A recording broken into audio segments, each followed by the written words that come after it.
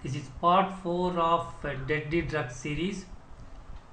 This is Kadal Amudam from Chennai. Seeding trials.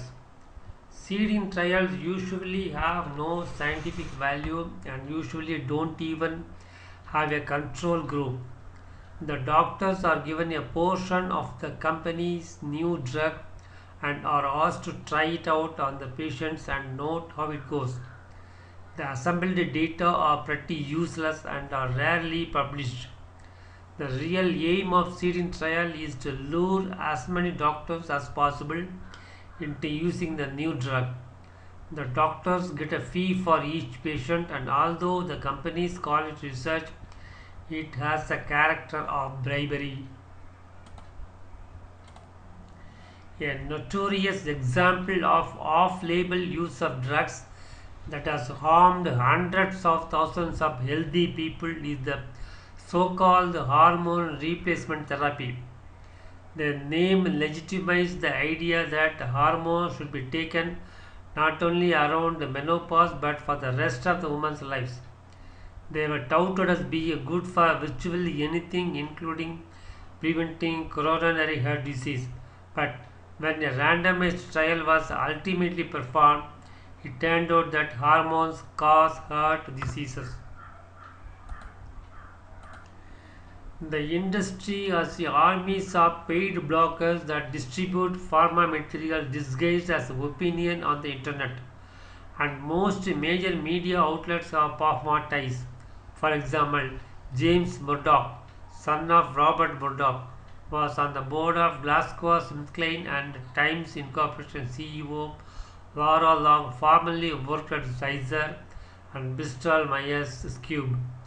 This helps explain why so often see completely uncritical articles in the media that are copy and paste version of company press releases about the wonder drugs. Like the drug industry, the media are immensely powerful, and when the two join forces, falsehoods are at their worst. The industry also tries to get access to making changes in Wikipedia to ensure pharma friendly messages appear there too. In 2012, Denmark decided to pay for a drug against metastatic melanoma that cost about $1 lakh for one patient and which prolongs life by 3.5 months. The oncologist sold the idea to the public by claiming that 10% of the patients would be cured, although the trial didn't in any way justify this generous interpretation. The wooden spoon in futility I have seen so far goes to the erlotinib for treatment of pancreatic cancer. Both the FDA and the EMA approved it, although it only prolongs life by 10 days, is toxic and will cost almost $5 lakh for a year of life gain. 10 days for each of 36 patients that aren't even present. Something is terribly wrong in the way we prioritize. The most intensive and expensive therapy is often given in the last few days or weeks of life. It would be much better if we use this precious time constructively with our loved ones instead of being pestered by toxic effects of chemotherapy in a fight we cannot win. Drugs can kill you also when your life is almost over.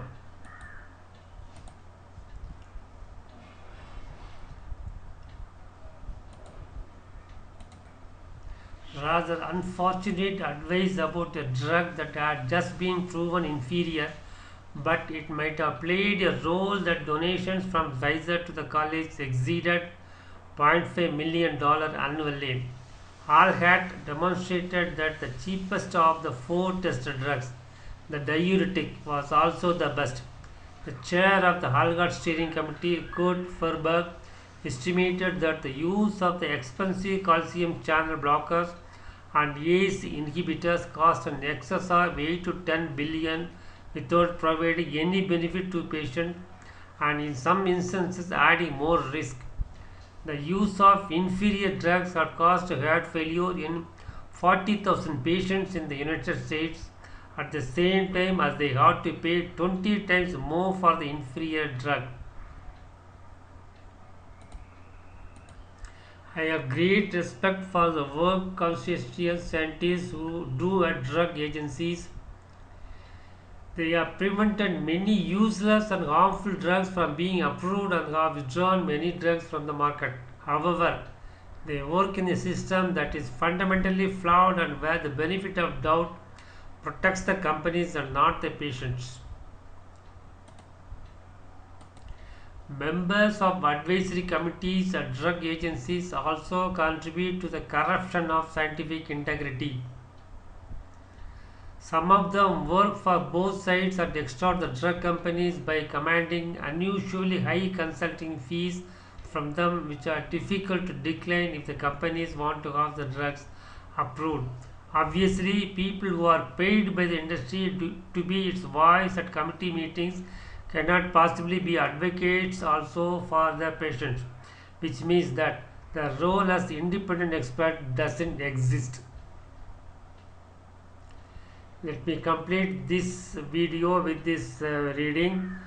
Kindly subscribe to my channel so that you can get more information about the drugs we eat, we consume day in, day out. Thank you for watching. This is Kadal Amudam from Chennai signing off. Good day to you.